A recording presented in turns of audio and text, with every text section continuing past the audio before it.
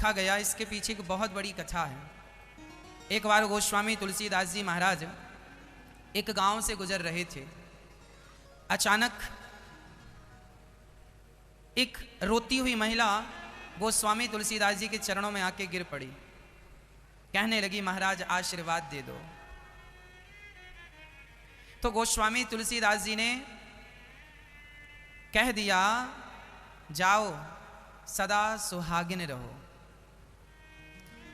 एक स्त्री को सबसे इससे बड़ा वरदान और क्या होगा। उसको ये कहा जाए, सदा सौभाग्यवती रहो, सदा सुहागिन रहो, सदा सुहागन रहो। इससे बड़ा और वरदान क्या चाहिए एक पतिव्रता नारी को। गोस्वामी जी को लगा ये रो रही है, कोई संकट है, तो कह दिया, जाओ सदा सुहागन रहो। जब गोस्वामी जी ने यह आशीर्वाद दे दिया, तब उस महिला ने रोते हुए कहा, महाराज मैं तो आपके चरणों में इसलिए आई हूं कि मेरे पति मर चुके हैं। उसके पति मरे पड़े थे और उसे पता चला कि नगर में गोस्वामी श्री तुलसीदास जी आए हैं। उस समय तुलसीदास जी बड़े विद्वान, बड़े भक्त के रूप में समाज में पूजे जाते थे।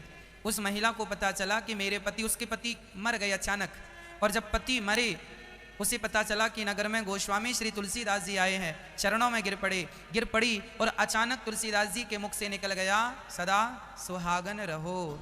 अब तो चक्कर में पड़ गए बाबा जी। महाराज आपने मुझे सुहागन का वरदान दिया है और मेरे पति तो मर चुके हैं। उनकी अर्थी उठने वाली है, नगर इकट्ठा हो चुका है, अर्थी सजाई जा रही है। तब तुरंत श्री गोस्वामी जी ने भगवान से कहा, प्रभु ये क्या लीला है आपकी। यदि मेरे मुंह से कुछ निकला है तो नाथ मैं अपनी वाणी कभी नहीं बोलता। मैं तो जो बोलता हूँ रघुनंदन आपकी ही वाणी बोलता हूँ। शायद आपने ही बुलवाया है, और आपने बुलवाया है तो फिर यह वचन मिथ्या नहीं होना चाहिए। यदि एक भक्त का वचन मिथ्या चला जाता है ना मां, तो भगवान पर उंगलियां खड़ी हो जाती हैं, विश्वास पर संदेह होने लगता है। और मैं आपसे कह चुका हूं कि भगवान कभी विश्वास को टूटने नहीं देते। भगवान सदा भक्तों के विश्वास की रक्षा करते हैं।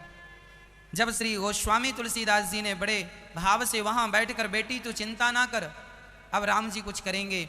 गोस्वामी जी वहां बैठकर और सीताराम सीताराम सीताराम सीताराम सीताराम सीताराम सीताराम सीताराम जपने लगे।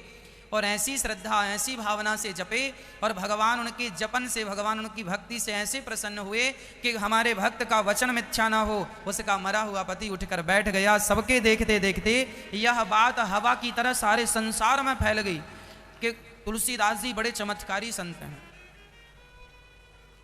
उस समय अकबर का शासन था। शासन किसका चल रहा था? अकबर का। जब यह बात अकबर को पता लगी कि हिंदू धर्म के कुछ संतों ने इतना बड़ा चमत्कार किया कि मुर्दे को जिंदा कर दिया,